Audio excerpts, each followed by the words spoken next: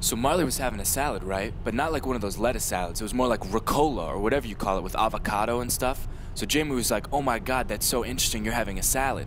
But Richard was totally into the salad, like, oh my god, it looks so fresh, I wish I could have a salad with you and stuff. So Marley was like, are you being ironic to Jamie? Because, you know, they used to have salad back in Boston, but Jamie wasn't like answering, and then Marley's mom came in and like, thank you for a nice lunch. So apparently they were having lunch, and then all of a sudden Jamie comes back again, being all nice and stuff, probably because Marley's mom was so into the salad. And the funny thing is Chelsea, who was also in Boston, and now she's in a relationship with Tim, and Tim is like working at Starbucks, but his profile picture has like 97 likes and 6 comments. Come on, man. Shut the f up. Sorry.